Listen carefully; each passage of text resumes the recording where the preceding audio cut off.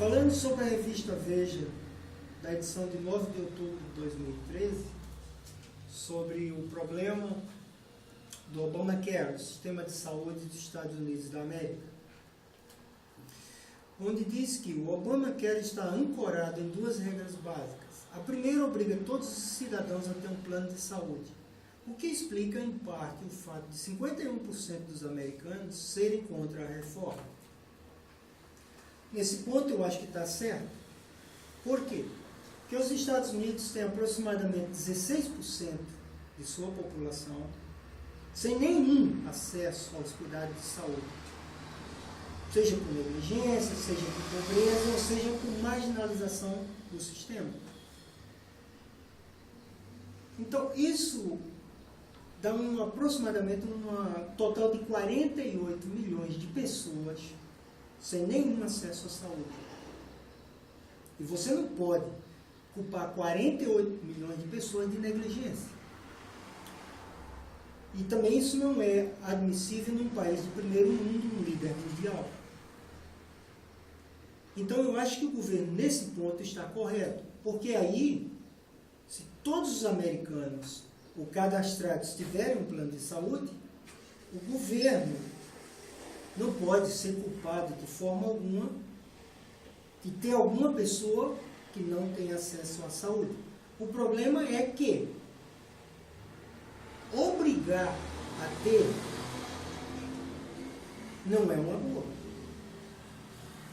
Porque, como os Estados Unidos é um país amplamente democrático, as pessoas têm a capacidade de escolher se vai ter o tal plano ou não. Mas, se não quiserem, aí sim, aí nenhuma instituição seria obrigado a atender uma pessoa porque ela não quis espontaneamente ter tal plano de saúde. Aí eu acho correto o governo americano pedir para que as pessoas, todos tenham acesso ao plano de saúde, mas uma cláusula que obriga realmente a ter, não.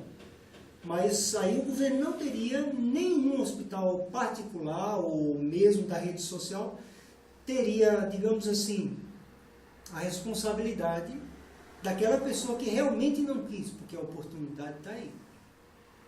Primeira cláusula. A segunda cláusula seria as seguradoras a aceitar a adesão de pessoas com doenças pré-existentes. E também temos um problema desse aqui no Brasil. Eu acho que isso está errado por parte das seguradoras. Eu acho que toda pessoa, quando doente ou não, teria o direito de ter acesso à saúde.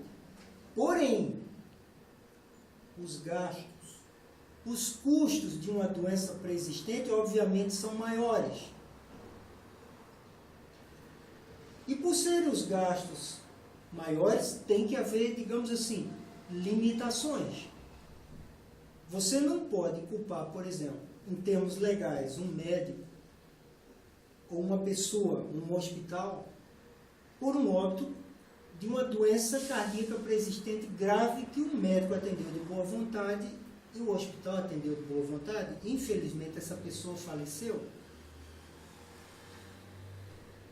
Então, eu acho que, em cláusula de doença pré-existente, deveria haver uma limitação de gastos. Por exemplo, você tem uma doença cardíaca severa. Então, o que é que o plano cobriria? Cobriria o atendimento com um cardiologista, normalmente, atenderia um eletrocardiograma, um teste ergométrico e um ecocardiograma.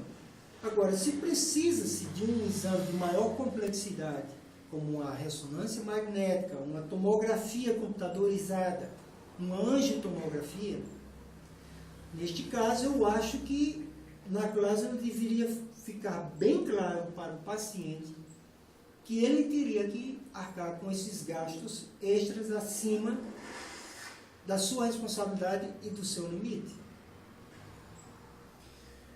E também na cláusula de doenças pré-existentes, haver cláusulas legais de proteção aos médicos ou ao hospital daquela pessoa que veria